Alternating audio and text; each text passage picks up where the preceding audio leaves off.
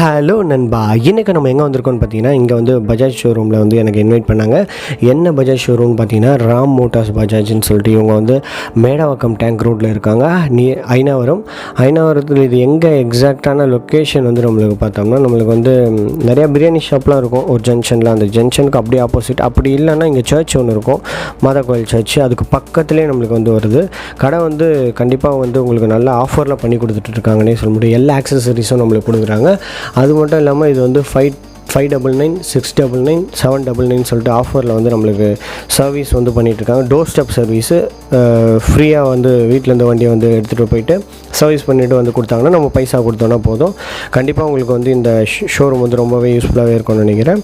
அதே போல் நம்மளுக்கு 3000, அதுக்கப்புறம் இந்த வெஹிக்கிள் இன்றைக்கி நம்ம பார்க்குற வெஹிக்கிள் வந்து ஒரு 15,000 20,000 கொடுத்தோன்னாவே மித்ததெல்லாம் இஎம்ஐயில் போட்டு இவங்க வந்து தரமாகவே பண்ணி கொடுத்துட்ருக்காங்க.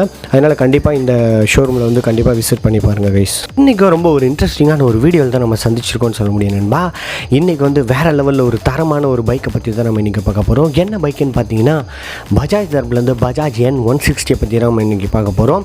இது வந்து இதோட ஹையர் வேரியண்ட்டு நம்மளுக்கு பார்த்தோம்னா n250 சொல்லிட்டு லான்ச் பண்ணியிருந்தாங்க லாஸ்ட் இயர். இப்போ வந்து இதில் n160 வந்து லான்ச் பண்ணிகிட்ருக்காங்க. பல்சரில் எவ்வளோ வெரைட்டி கொண்டு வந்துட்டாங்கன்னு பாருங்கள். என்எஸ் இருக்குது, பல்சர் நார்மல் இருக்குது, அதுக்கப்புறம் வந்து இப்போ n160, 250 சொல்லிட்டு நிறையா வெஹிக்கிள் வந்து அப்கமிங் பஜாஜ் வச்சுக்கிட்டு இருக்காங்கன்னே சொல்ல முடியும். இன்றைக்கி நம்ம வந்து இந்த பஜாஜ் n160 பற்றி ஃபுல்லாக போய் பார்க்க போகிறோம். வித்தவுட் டிலே வாங்க நம்ம ஸ்ட்ரெயிட்டாக வீடியோக்குள்ளே போகலாம். ஃபஸ்ட்டு வண்டியோட ஃப்ரண்ட் பொசிஷனோட லுக்கு நம்மளுக்கு பார்த்தோன்னா சும்மா தரமாகவே கொடுத்துருக்குறாங்கன்னே சொல்ல முடியும். இதில் வந்து சூப்பரான ஒரு நம்மளுக்கு ப்ரொஜெக்டர் ஹெட் லேம்ப் வந்து சும்மா சூப்பராக 2 கண்ணு 2 சைடில் இருக்க மாதிரி நடுவில் சூப்பராக வந்து ஒரு ஸ்கெலிட்டன் லுக் வந்து சூப்பராக கிடைக்குதுன்னே நம்மளுக்கு சொல்ல முடியும். இது வந்து அப்படியே 250 இருந்தது அப்படியே வந்து கேரி ஃபார்வர்ட் பண்ணி இதுக்கு வச்சுருக்குறாங்கன்னே நம்மளுக்கு சொல்ல முடியும்.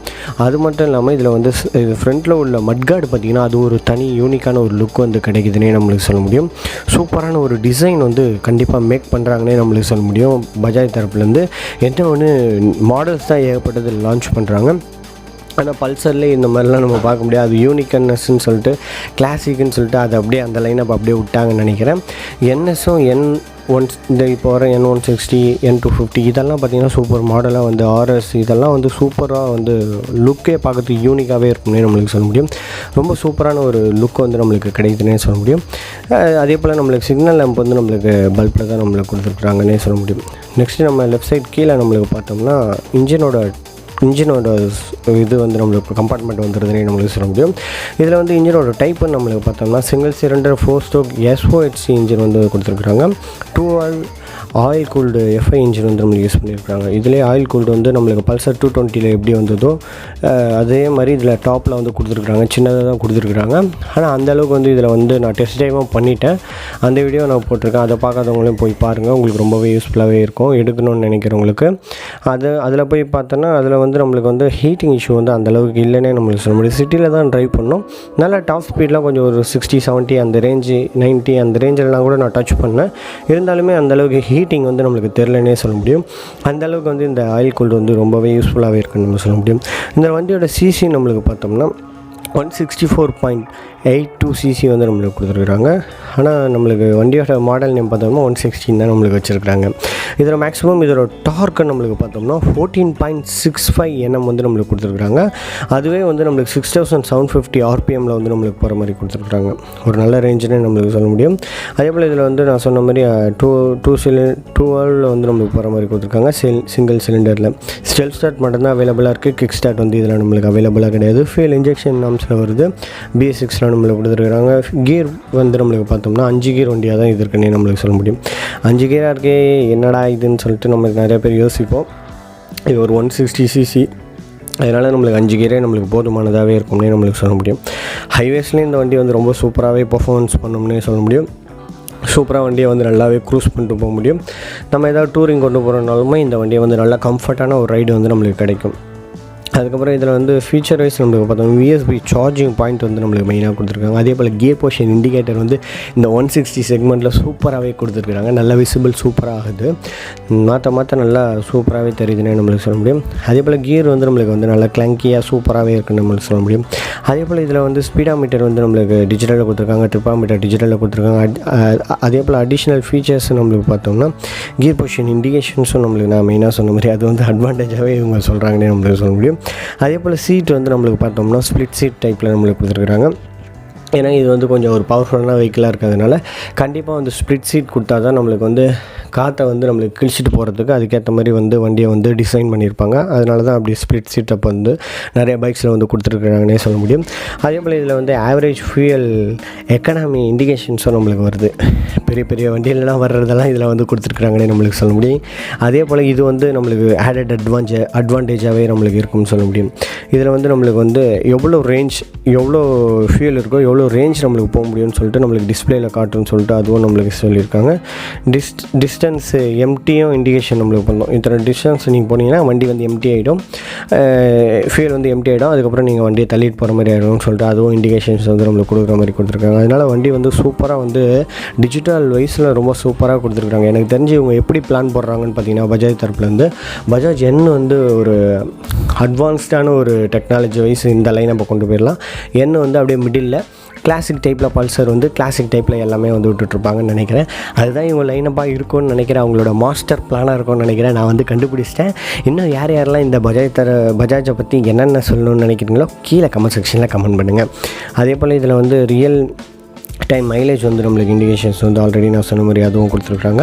அதே போல் சேசஸ் அண்ட் சஸ்பென்ஷன்ஸ் வைஸ் பார்த்தோம்னா இது வந்து ஸ்போர்ட்ஸ் பைக்கில் வந்து வருது. ஸ்போர்ட்ஸ் பைக் வந்து நம்மளுக்கு ஹேண்ட்லிங் பார்த்தோம்னா ரொம்ப சூப்பராகவே ஹேண்ட்லிங் வந்து நம்மளுக்கு கிடைக்குது. என்ன ஒன்று ஷார்ட் கியர் ரேஷியோவில் நம்மளுக்கு கொடுத்துருக்காங்க.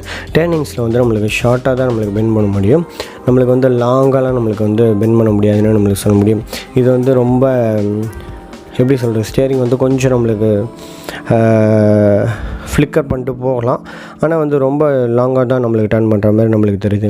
அதே போல் இதில் ஃபியூயல் கேப்பபிலிட்டி நம்மளுக்கு பார்த்தோம்னா மெட்டல் டேங்க் தான் யூஸ் பண்ணியிருக்காங்க. 14 லிட்டர் வந்து வண்டி வந்து பிடிக்கிற மாதிரி கொடுத்துருக்காங்க. வண்டியோட சீட் ஹைட்டுன்னு பார்த்தோம்னா 795 mm வந்து நம்மளுக்கு கொடுத்துருக்காங்க. ஒரு நல்ல ஹைட் உள்ள ஒரு வண்டி. கண்டிப்பாக வந்து 5.6க்கு மேலே இருக்கவங்களுக்கு வந்து ரொம்பவே யூஸ்ஃபுல்லாகவே இருக்கும் நம்ம சொல்ல முடியும். வண்டியோட கிரவுண்ட் கிளியரன்ஸ்னு பார்த்தோம்னா 165 mm வந்து நம்மளுக்கு கொடுத்துருக்காங்க. அதுவும் நல்ல ஒரு சூப்பரான கிரவுண்ட் கிளியரன்ஸு. வண்டியோட வீல் பேஸ்ன்னு பார்த்தோம்னா 1357 mm வந்து நம்மளுக்கு கொடுத்துருக்காங்க. வண்டியோட ஓவரால் வெயிட்னு பார்த்தோம்னா 154 kilograms வந்து நல்லாவே பல்சரை பொறுத்த வரையும் வெயிட் வந்து சுமார் டாப் நாச்சாகவே கொடுப்பாங்க. ஏன்னா வந்து அவங்க வந்து வெயிட் இருந்தால் தான் குவாலிட்டி இருக்கும்னு சொல்லிட்டு நினைக்கிறாளுங்க போல். அதனால் வந்து நல்லா வெயிட்டாக சூப்பராகவே கொடுத்துருக்காங்கன்னு சொல்ல முடியும். ஹெட்லைட் வந்து நம்மளுக்கு எல்இடியில் கொடுத்துருக்காங்க, டெல் செக்ஷன் எல்இடியில் கொடுத்துருக்காங்க. சிக்னல் லேம்ப்ஸை மட்டும்தான் நம்மளுக்கு வந்து ஹாலஜன்ஸ் வந்து நம்மளுக்கு யூஸ் பண்ணியிருக்காங்க. டே டைம் ரன்னிங் லைட்டாக நம்மளுக்கு கொடுத்துருக்காங்க, அதுவும் ரொம்ப சூப்பராகவே இருக்கும். And tyre and braking wise பார்த்தோம்னா ஃப்ரண்ட் செக்ஷனோட பிரேக்கிங் டைமென்ஷன் பார்த்தோம்னா 300 mm வந்து நம்மளுக்கு டுவெல் சேனல் ஏபிஎஸோடு நம்மளுக்கு வந்துருதுன்னே சொல்ல முடியும். டிஸ்பிளேஸ் தான் ஃப்ரண்ட் ரியர் ரெண்டுமே நம்மளுக்கு டிஸ்பிளேஸ் யூஸ் பண்ணியிருக்காங்க. ரியர் சைடு வந்து 230 mm வந்து டிஸ்பிளேஸ் கொடுத்துருக்காங்க. டுவெல் சேனல் ஏபிஎஸ் வந்து இந்த 160cc வந்து ஃபஸ்ட் டைம் வந்து இந்த பஜாஜ் தரப்பில் வந்து கொடுத்துருக்காங்கன்னு சொல்ல முடியும். இது என்எஸ்லாம் கிடையாது. இதில் வந்து கொடுத்துருக்கிறது இன்னுமே ஆடட் அட்வான்டேஜாகவே இருக்கும். அதான் சொன்னேன், ஃபீச்சர் வைஸ் சும்மா அடித்து நாக் அவுட் பண்ணிட்டு வந்து என்னன்ற வேரியண்ட் வந்து கொண்டு போகலான்னு அவங்க நினச்சிருக்காங்க போல். அதனால் வந்து இதில் வந்து நம்மளுக்கு கொடுத்துருக்குறாங்கன்னே நம்மளுக்கு சொல்ல முடியும். அதே போல் மோட்டார் பவர்னு நம்மளுக்கு ஆல்ரெடி பார்த்த மாதிரி இதோட பீக் பவர்னு பார்த்தோம்னா 16 PHP வந்து நம்மளுக்கு போகிற மாதிரி நம்மளுக்கு கொடுத்துருக்குறாங்க. இதில் வந்து ஆர்பிஎம் பார்த்தோம்னா 8750 ஆர்பிஎம்மில் வந்து நம்மளுக்கு போகிற மாதிரி கொடுத்துருக்காங்க. செயினில் ரன் ஆகிற மாதிரி தான் கொடுத்துருக்காங்க. மேனுவல் டிரான்ஸ்மிஷன் தான் ஆல்ரெடி நான் சொன்ன மாதிரி. அதே போல் ஃப்ரண்ட் சைடோட சஸ்பென்ஷன்ஸ்னு பார்த்தோம்னா டெலஸ்கோபிக் சஸ்பென்ஷன்ஸ் தான் யூஸ் பண்ணியிருக்காங்க. 37 mm வந்து நம்மளுக்கு கொடுத்துருக்காங்க. ஒரு நல்ல ஒரு பெரிய ஒரு டெலஸ்கோபிக் சஸ்பென்ஷன்ஸ் வந்து யூஸ் பண்ணியிருக்கிறாங்க.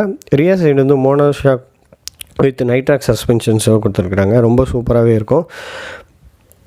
அதே போல் டயர் சைஸு நம்மளுக்கு பார்த்தோம்னா ஃப்ரண்ட் செக்ஷன் வந்து 100/80 17 inches வந்து கொடுத்துருக்காங்க. ரியர் செக்ஷன் வந்து 130/70 17 inches வந்து யூஸ் பண்ணியிருக்காங்க. இதோட வீலோட சைஸு நம்மளுக்கு பார்த்தோம்னா 431.8 mm வந்து நம்மளுக்கு கொடுத்துருக்காங்க. ரியர் செக்ஷன் சேம் போத் ரெண்டுமே ஃப்ரண்ட் அண்ட் பேக் ரெண்டுமே ஒரே சைஸில் நம்மளுக்கு கொடுத்துருக்காங்க. அலாய் வீல்ஸில் தான் நம்மளுக்கு கொடுத்துருக்காங்க. அலாய் வீல்ஸும் ரொம்ப சூப்பராகவே பில்ட் பண்ணியிருக்கிறாங்க.